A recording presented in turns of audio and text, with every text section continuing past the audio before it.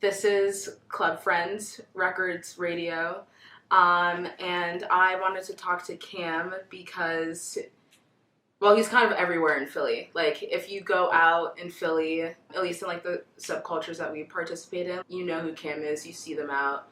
They're just, like, this presence that, and a lot of moments actually have given me, like, really great experiences on the dance floor. Oh, thank you. Yeah, so I wanted to talk to you and honor that, but also something that I've been curious about is how people from like all different like backgrounds, perspectives, different stories, we've all found ourselves on the same dance floor. Mm-hmm. So that made me curious about your story. Yeah. It's, I mean, the story is pretty long. We got time. And long-winded. So I moved to Philly 2019, but I had been DJing before that for a couple of years, kind of just like in the bedroom and then in these really seedy lounges back in Washington State, just playing like top 40 stuff with the stuff that I wanted to play. And then I came to Philly, picked up WKDU, and then that in combination with meeting people through the radio station like Chris B and the Truly You audio guys and Sega and all these people that I'm sure like we'll kind of talk about just help get my name out to the greater area, and yeah, I just kind of like took off from there. Do you want to know the first time that I remember recognizing you? Or like you caught my eye, actually. We were at Terra. I think that it doesn't really exist anymore. No, R.I.P. Okay, yeah. At this time, I was pretty new to Philly. And like one of my friends took me out there. And I noticed you because you were wearing... You had a fit on. You always have a fit on. I try to do this. Like Cam always has a fit on. But you had a fit on. I want to say it was all white. Very similar. Very fitting. You were like wearing like maybe carpenter jeans, and you were like moving across the room. Like you were like walking like you had somewhere to be. And that pace caught my eye, and I was like, oh my god, who's that guy?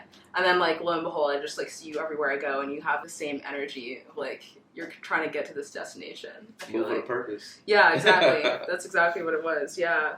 I wanted to start with what brought you to Philly and then how you integrated yourself into where you are now, which is involved in very many things. I was getting out the Navy and I knew I wanted to go somewhere, and I wanted to go to an institute that kind of specialized in entertainment or kind of like leading the pack. So I looked up top 10 schools, and Drexel popped up along with NYU and a few others. I got accepted to a bunch of schools, and then just decided on not going to New York and staying in Philly.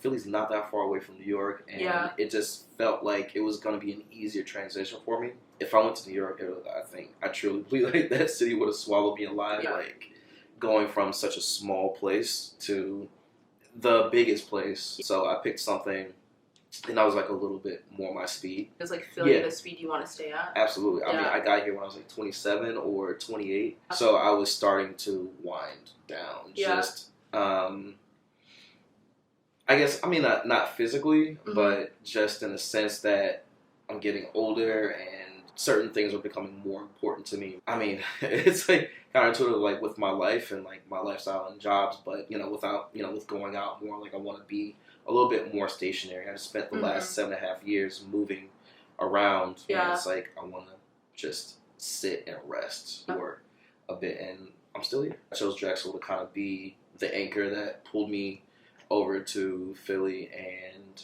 with that came me signing up to start my process at becoming a member over at WKDU and starting up Daze Radio in the middle of the pandemic, doing one of the first remote broadcast streams. And then there were a lot of people that were kind of noticing me and just hitting me up on Instagram like, hey, I didn't know anyone else in the city played these songs or knew about these songs. And my guy Chris B kind of just said, hey, we're doing the Electronic Music Marathon coming up. Do you want to go ahead and help me plan this? So we linked up at this block party that he does every year over on Ingersoll, and I met DJ Delish, I met Tia for the first time, Low Iron, all of like the Vinyl Tap people.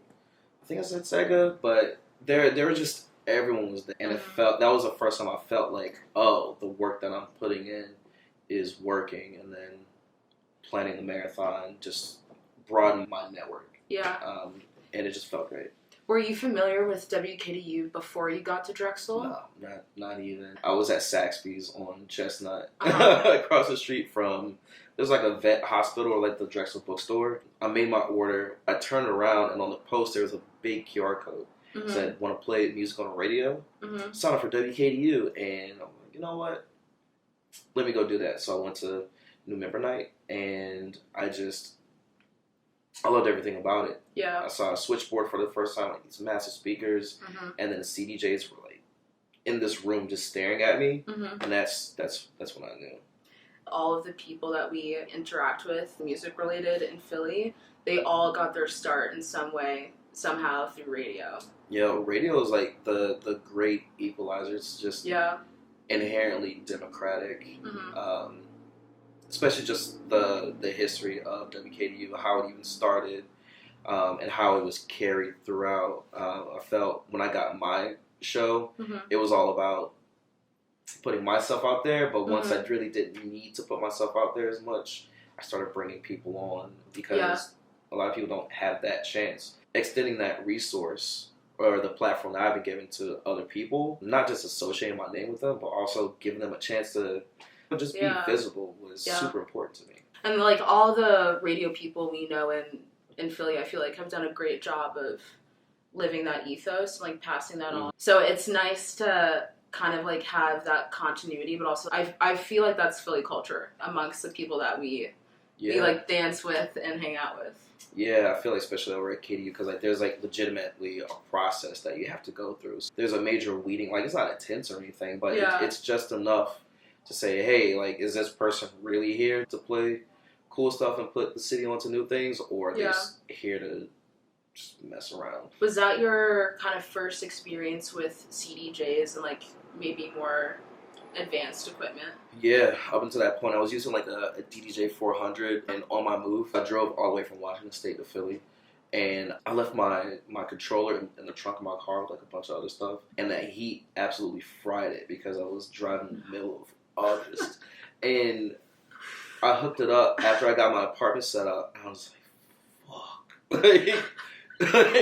I can't play anything, so I went some months without actually playing anything, and then I was like, you know what, I got like a little bit of cash saved up, like let me go ahead and just get a DJ 800. I was like the closest thing that I could find that resembled like a pair of like thousands or 2000s and a 900. And I kind of just made that transition from there.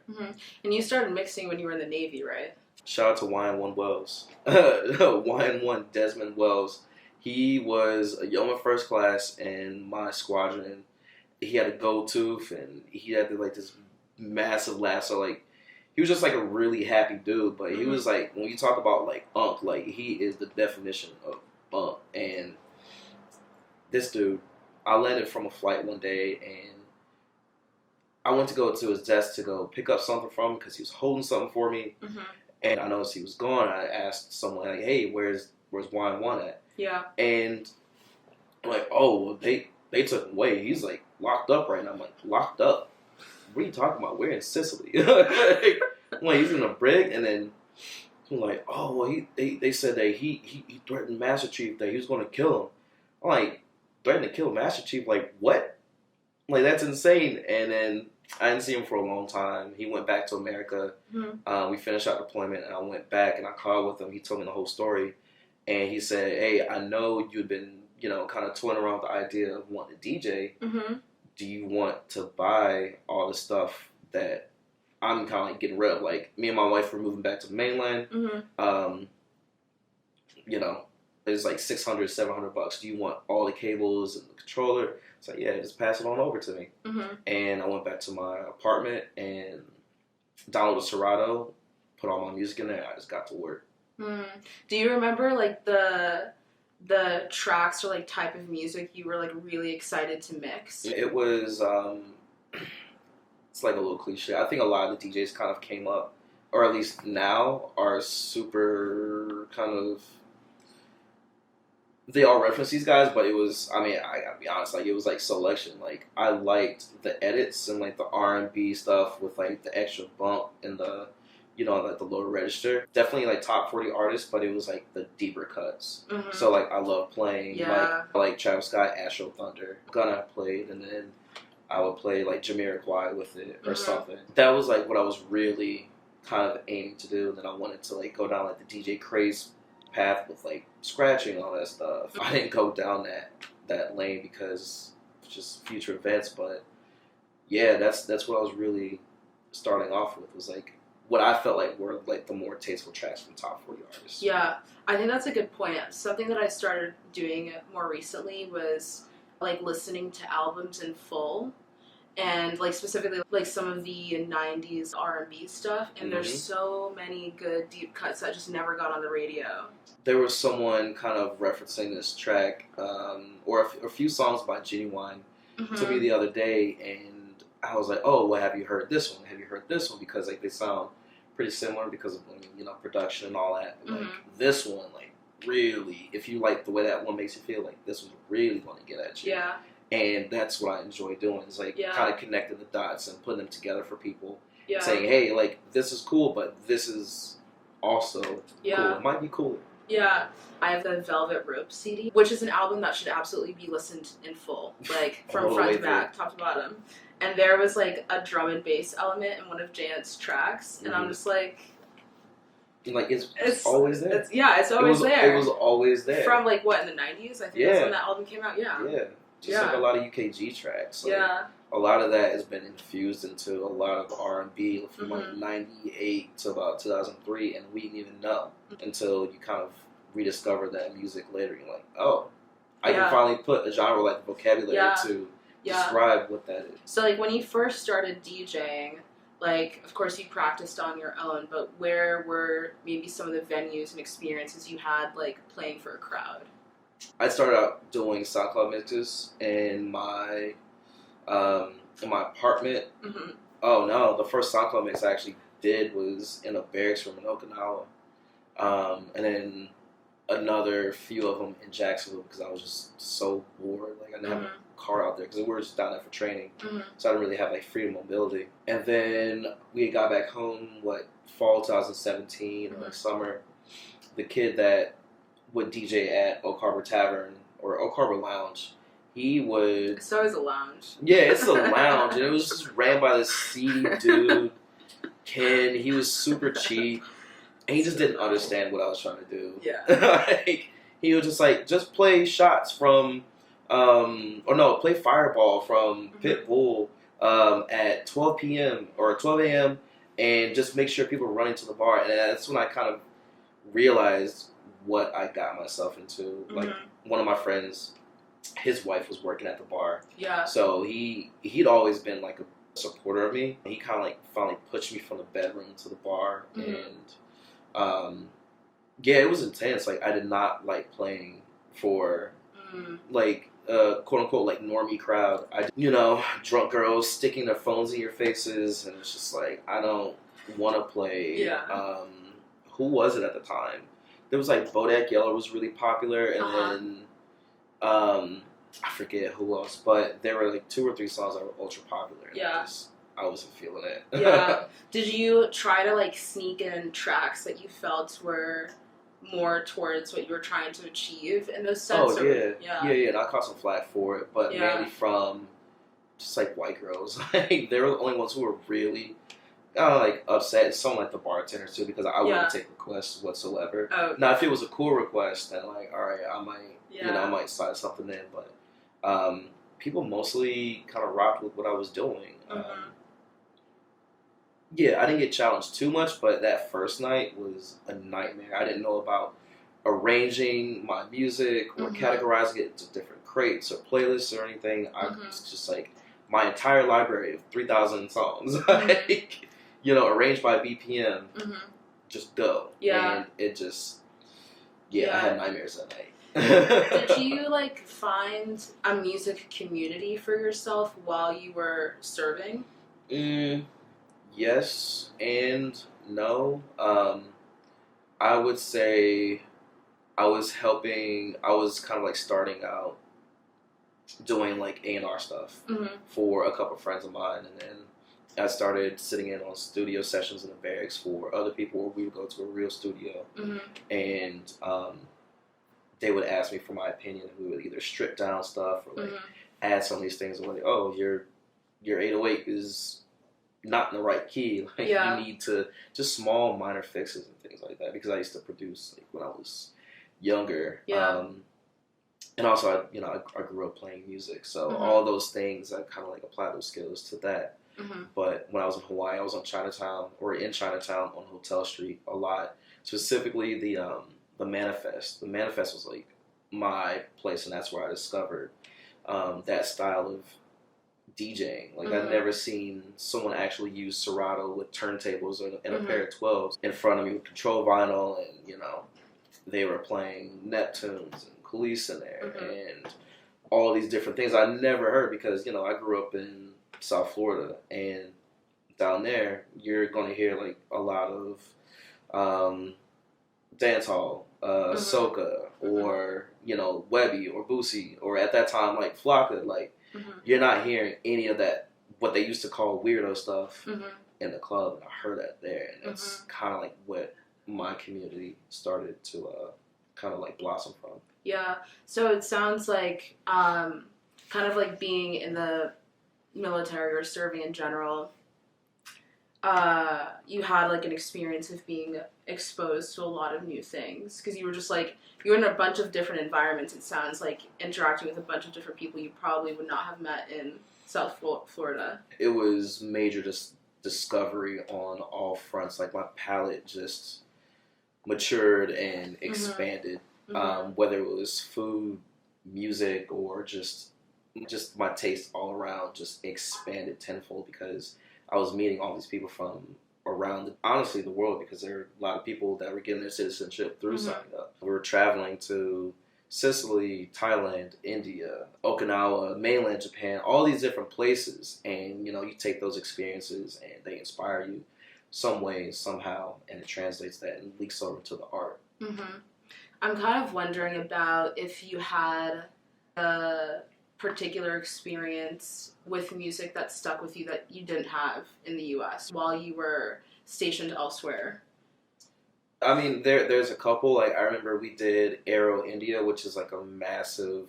I honestly think that's like a front for arms and weapon sales, like internationally. There's 2 or 3 days of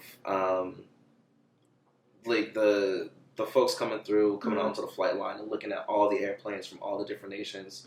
My airplane was there. I was giving tours and I was meeting with a bunch of people.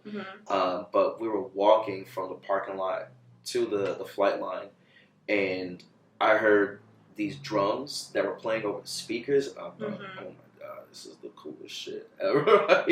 I'm like, what is this pattern? And they were these Indian drums, and I was just like, yo, this is crazy. I wasn't even at the club. I was legit just walking across a field to go to the plane and start it up. I just never experienced anything like that. The drums are always going to get you. Yo, the drums. Always. I mean, look, I tell good drums people, I tell the people all the time, like, if your drums aren't there, like, I'm not listening to it, I'm not playing it. Like, they can be the quietest drums, but they need to, like, pop. Have a presence, Yeah, they need to have a presence. I saw Usher playing Okinawa in a coat. Like, he came out wearing a coat. It was 99 degrees, and he was doing his little, doing his Usher moves, and then he was, like, slowly, like, stripping it away, and he was sweating.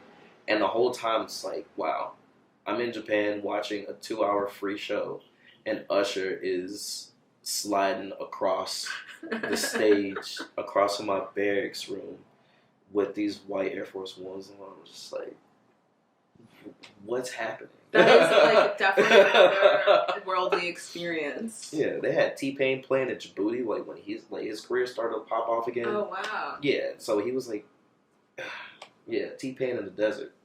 Crazy. I would love to experience that. That's crazy. I saw Khalid the next year. It was just so weird. It was like Khalid was on the same stage, and I wasn't going to go, but I wanted to see, like, some live music. So I saw him perform Send Me Your Location with, like, a bunch of background dancers who did Yeah. not look like they had like background dancer experience. Yeah. I think Aerosmith performed in El Salvador. I wish I was there for that.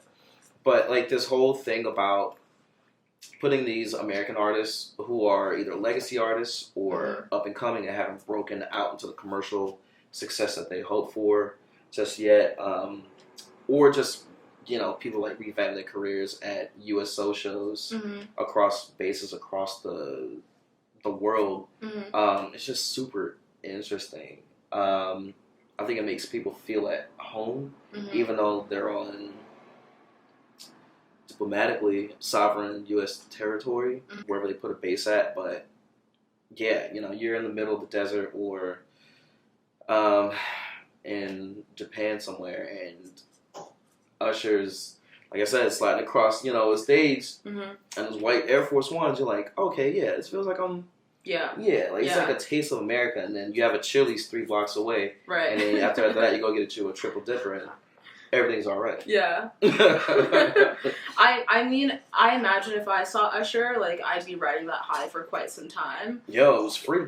Yeah, that too. So I imagine if you're serving and Usher somehow, happens to be on your base, like, the morale boost is probably very significant. That Chili saw a lot of business that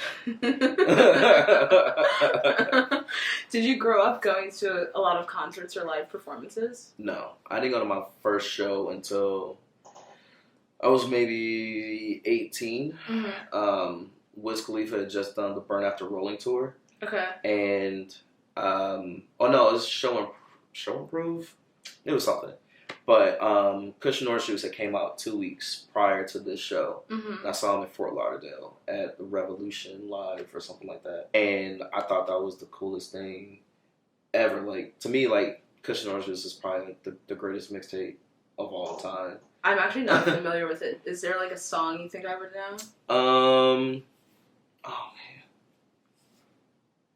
I don't know if there was like a single off of that. This is like before Black and Yellow came out. Okay, so I definitely don't. If you know like Black and Yellow on, you don't know anything off of I that. like only know Black and Yellow. But musically, yeah. He has a Loose Ends. Hanging on a String sample. Does he really? Yeah. That's where I actually learned about Hanging on a String. Was that song? It's called Kid Frankie, and I thought, and of course I lived, I'm in South Florida. Yeah. On my '97 Toyota Corolla with my FM transmitter because I don't have Bluetooth or an aux in my car, so I had the FM transmitter hooked up to my iPhone 4, 5 or whatever. Yeah. And that track drops, I just feel that's like oh my God. Some like the most Floridian one of the most Floridian feelings I've ever felt in my life was Kid Frankie playing in my '97 Toyota Corolla driving down I-95 South. So you were listening to the radio and the track drops? Or no, it was just you. It was just me. Okay. But I was playing it through my phone. Okay. On an FM transmitter, which is like the way to get around an aux cord. Okay. You could like hook it up to like your CD player or and then you would tune it to a specific radio frequency. Okay. And then it would play through the white noise that was on that. So it would be terrible quality, but like you at least had the music that you could listen to or that you wanted to listen to. Interesting. Yeah. Loose Ends is coming to Philly. Dude, that's insane. I think it's been on my calendar for like at least like 3 months. I think they're coming to Philly either this Thursday and Friday or next Thursday and Friday. So that's crazy because at City Winery. Because Kraftwerk is going to be here on the 6th. Oh, really? Yeah. Oh my gosh. So I might have to like carve out some time in the schedule for both. Yeah. Did you know? I'm like almost pretty certain. I didn't look up on who sampled it or whatever. But I'm pretty sure Goldie sampled Hanging on a String. On what? On Sensual. I need to go back and listen to it because I'm thinking about it. It's like there's like this sound that sounds like watery, like an echo. The what? Something a little different. Yeah. But I'll play once we're done. I'm gonna play that. I'm gonna put it on for you because and the Peter E was actually like the one who introduced me to Loose Ends, and I was like, come on. I'm telling you, like it's just that song and everything like it is just like reminds me of like being in my parents' car and they would listen to Michael Baisden in the afternoons. And, that would turn into like the Quiet Storm at night. But, yeah. How influential was your parents' taste on your conception of music, your experience of music? Extremely. I think my parents, like I make fun of them a lot, but my parents have like really good taste when it comes to music. But I think it's just Black people in general. Speak on it. Yeah, I think not only like it doesn't come from us, but like we gather and there's music in the background. You wake up, you clean up. There's music. You're cooking. There's music. So, my mom, like, she loves, like, Natalie Cole and, who else? She loves Whitney Houston and, like, all, like, the classic, like, divas that, every mom listens to. And my dad, like, he loves Prince. Like, together they love Luther Vandross. Like, their wedding song was Casey and JoJo All My Life. Like, she didn't walk down the aisle to... Here Comes the Bride. She walked down to Casey and JoJo. Like, that's just like stuff that you can't really get anywhere else. Yeah. And I would just dig through my dad's collection. He had all the Cash Money tapes, all the No Limit tapes, eventually CDs. Yeah. 3-6 Mafia, because we were so close to Memphis. Yeah. Extremely influential. And your cousin Sandy. Yeah. I would say she was even more influential. So my cousin Sandy was maybe preteen when I was born, and her being the oldest out of everyone, out of like my grandma's grandchildren, she kind of just picked up being a big sister for all of us. We're all in this 4-family flat north side of St. Louis on Fairgrounds Park, and she hated watching us. Like, she's like 13 to about 17 for the years that she was actually like actively watching us. And sometimes she would only have me, so she would lock me in her room with her, and she would make me watch Saved by the Bell, Freshman, and like a bunch of like these other shows I don't remember. But she had like 2 or 3 CD towers, and it was full of Brandy, Monica, Maya, Jenny Wine, Missy Elliott, and like all these people that we think about now when it comes to like the people that symbolize that era. Icons. Just all the iconic people, and just watching music videos with her all day. Yeah. Moving to the north side, or from the north side to the south side.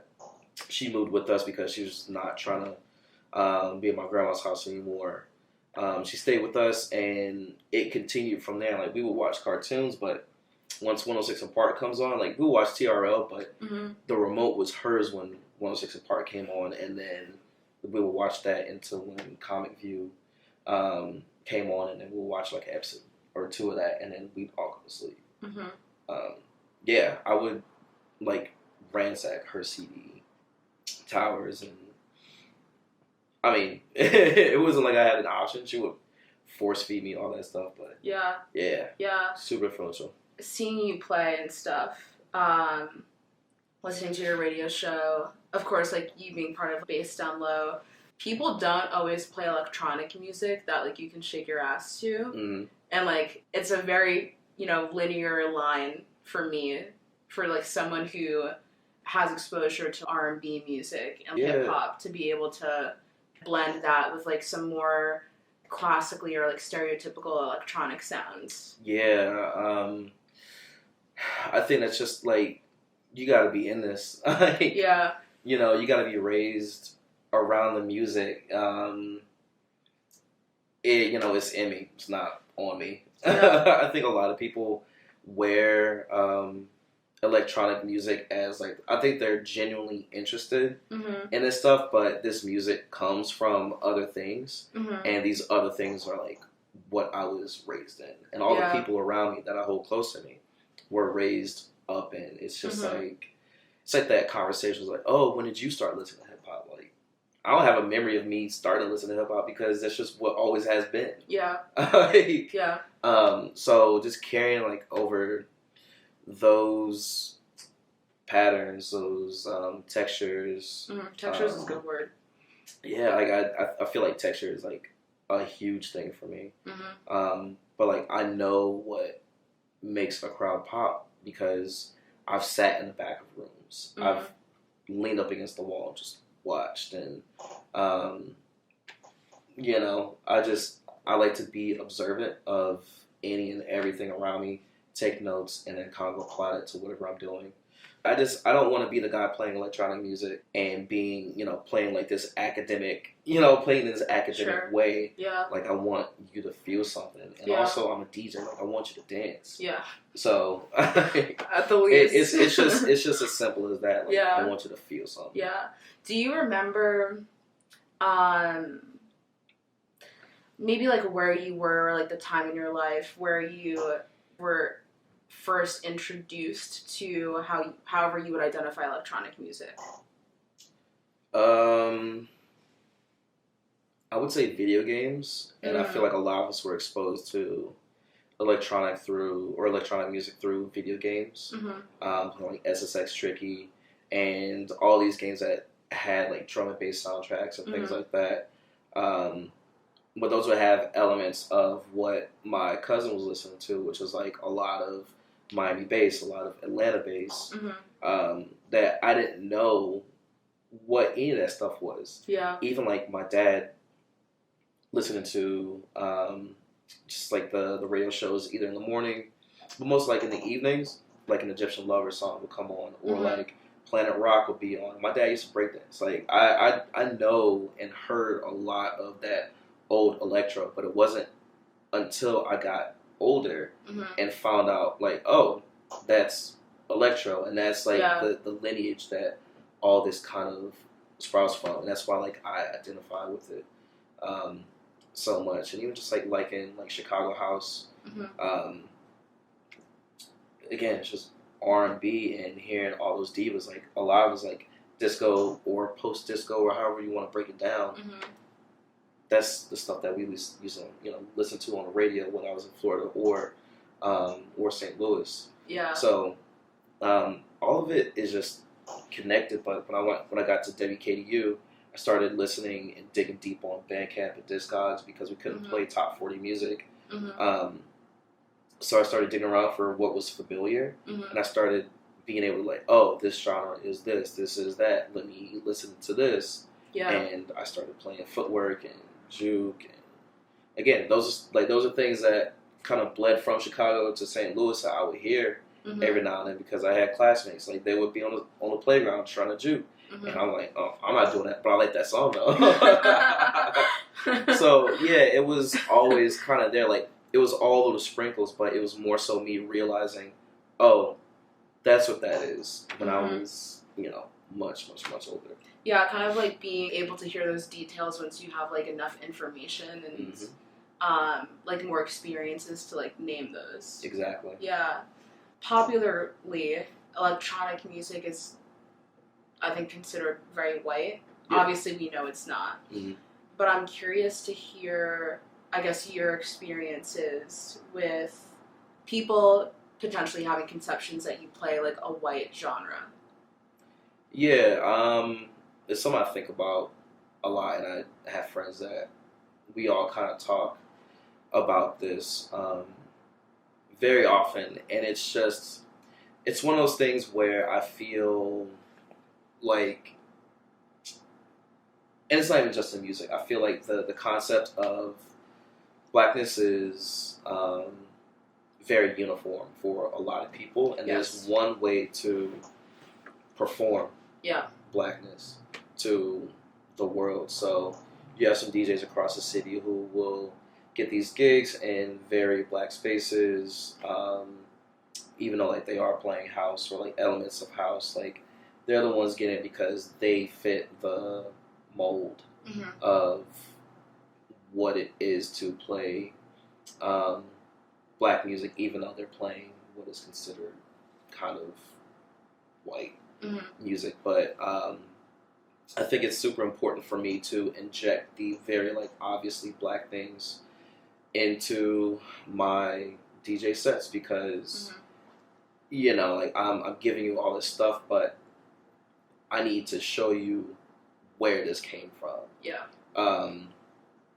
Kind of like juxtaposing the two right next to each other. Like I need this to be blatantly obvious. Like if you didn't hear it before, I need you to hear this right here. Yeah. Right now. So it's my message or my narrative is getting across to you loud and clear. Were there any other kind of like early interactions you had with music, like outside of your household, like the church, or if you were a church-going family? I think those were probably some of my first memories, or going to church. Our first church was Lively Stone. I was Northside St. Louis. It was my dad's co-worker's church. He was a pastor over there, and we would go most Sundays, get ice cream after, but like, I didn't really care about. I mean, I was a kid. I didn't care about the sermon. Yeah. But I did like that. I liked the praise breaks. I liked the organ. Like the organ runs. I thought that was like the coolest thing ever. Even like into my teenage years when we moved to Florida, we started going to church over there. Like I thought the music there was okay, but again, like they would play tracks over the audio as opposed to like using like they had like a really MIDI choir and they had like a drum or something. But just hearing that stuff over like the loudspeakers, hearing like a mass choir or just my parents playing it in the car, whenever they had like these little religious spurts, random religious spurts throughout their lifetime, and just waking up and cleaning to Yolanda Adams or whatever choir they were listening to at that time.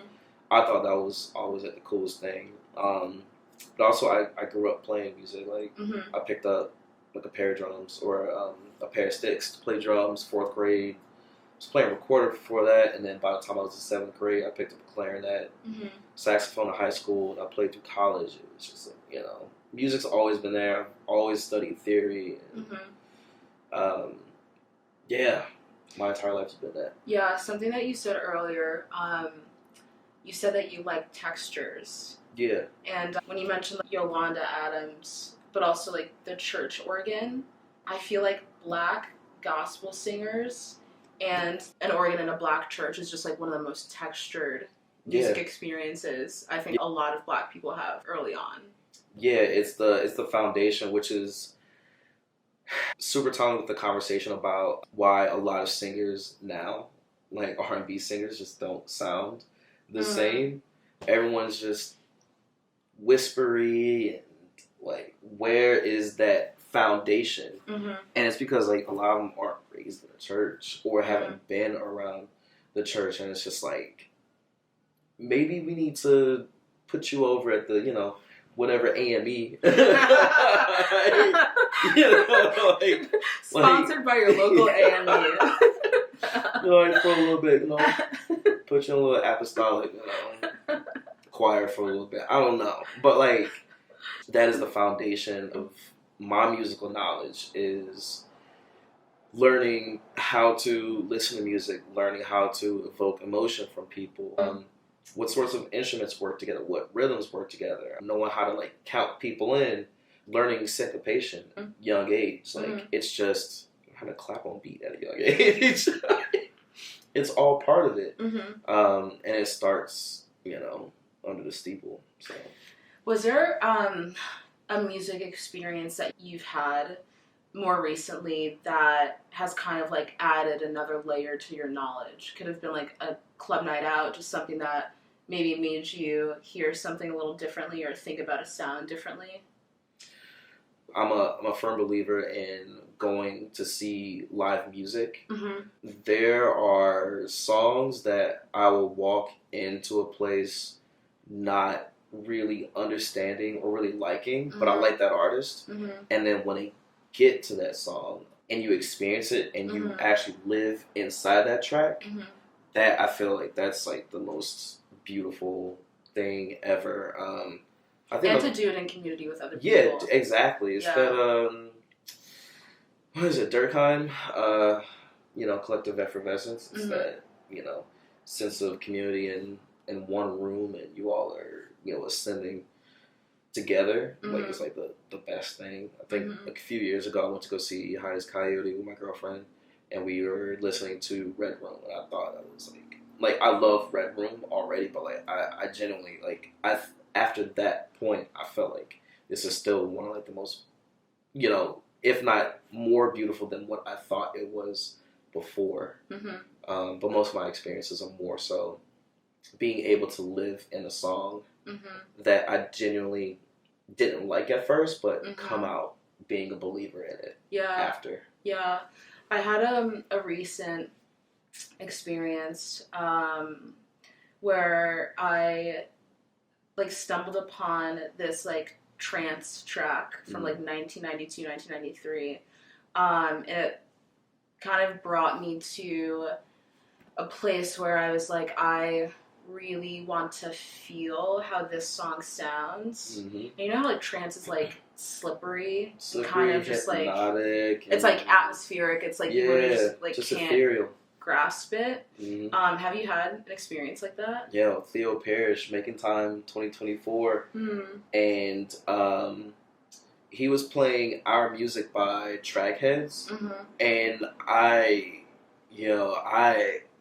think that was like one of the most beautiful moments I ever had, because the entire time I'm looking up at the stage, and then I was looking at my homie, I'm like, yo, what is this? And the entire time I legitimately felt like I was floating. Like, I thought that was one of the most beautiful moments ever. He's up on the stage, like, he's sweating, and he's not just letting the record play. Like, he's, really making that song cry. Like, just using the mixer as an instrument. Like, mixers, it's machinery, but it's an instrument. So, I think that was the last time I really felt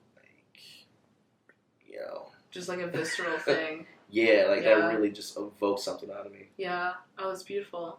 It's so beautiful. 2024, that was my first Making Time as well. I don't think was it your first? No, it was my second. Yeah, it was my first, and what I tell people... Third. Oh, yours was your third? Yeah, it was my third. Oh, dope, yeah.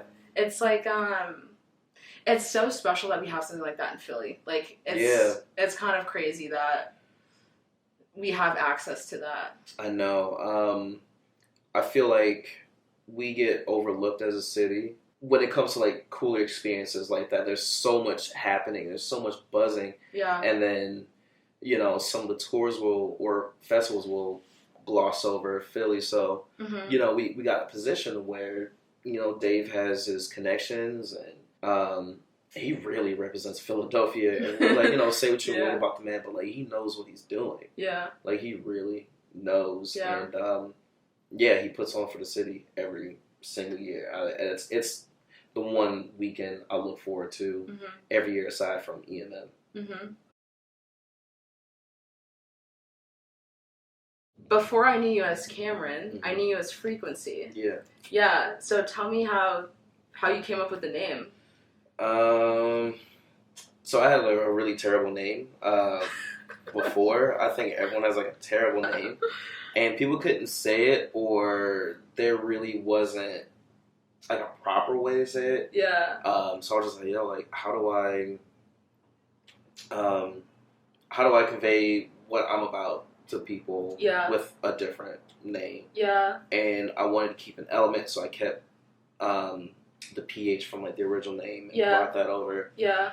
And then coincidentally, there was something playing on the TV in the living room, and they were talking about, I think it was like a radio show of some sort, and they were talking about frequencies and how they align, or how everyone kind of vibrates at their own frequency, and the people that vibrate the same all come together eventually. That's kind of how I like see the dance floor in some ways. Yeah. And my old job was centered around frequencies. So I studying like sound theory or acoustic ray path theory. Yeah. And all those things. So I was like, oh, okay, so all of this, like what this person actually makes a ton of sense scientifically and just on a spiritual level. So I decided to run with Phreakwency. So what time of I guess where were you at this time where Phreakwency was something that was part of you? Probably 2017. Okay. Late 2017. Okay. Early 2018 in my living room in Washington State, Oak Harbor. Yeah, and I was just, doing 2 or 3 hours a day, in the living room next to the kitchen, just learning how to DJ and just trying to go as long as possible without train wrecking or clanging or anything, because I was still getting my chops up. But yeah, and I thought it was just really fitting because I want the people with the same vision for the future that I have to come together and just be one in the same room, between the speakers, under the same music, or inside the same music at the same time. I have an album recommendation for you. I need that. It's called Agenda 21. I have it on vinyl. It's a compilation of techno artists. Carl Craig is on it, and his track is my favorite. But the back of this album has what I would describe as like a manifesto, so to speak, of all of these artists coming together and basically stating that this album is their vision of the future. Yeah. And that's what kind of like your efforts remind me of. Yeah.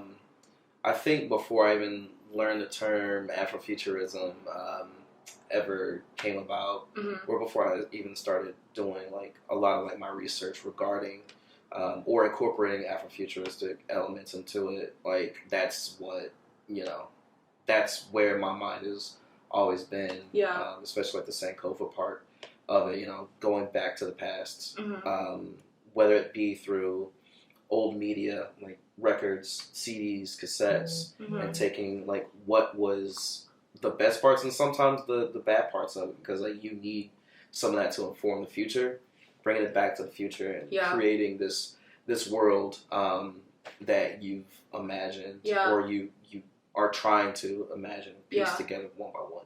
So how do you imagine the future? Your future? My future, I think very stable, always, I won't say stable, very comfortable, always experimenting, constantly reinventing myself. Even now, like I'm not the same person as I was yesterday. I'm always trying to be better for not only myself but for the people around me. And I think just continuing to create opportunities for people to gather either in a space or around an artist I'm working for or working with, or I think I just want to make people feel good for the rest of their lives. Like I think that's what it just boils down to. I want to make people feel good with what I feel like a situation or an event or an album should be. Yeah. What do you want to see more of in the future? Experience more of? I think I want to experience more genuine experiences. Less going into a place and expecting like, hey, this is what I'm going to hear. This is what I want to do. It has to be this. I want to be in rooms with people where we're experiencing something that necessarily isn't so concrete, but we're embracing the unknown together. And that's why I think I like electronic music more these days than any other. Like I truly believe like our space is the most forward-thinking group of people. And we have a concept of the future that we're bringing to the present, and we're actively narrating and world building in the present. So when we do get there to the future, it's kind of there. Yeah. The industry's just now catching on. That's why Charlie XCX and all these people are, so popping. Mm-hmm. They're up on the Grammy stage. Everyone, and the audience is cosplaying raver while we're living it. Yeah. I want to see people living their truth a lot more. Mm-hmm. Let's just strip this shit back to the basics and just be in the real. Here's to the future. Here's to the future. Yeah.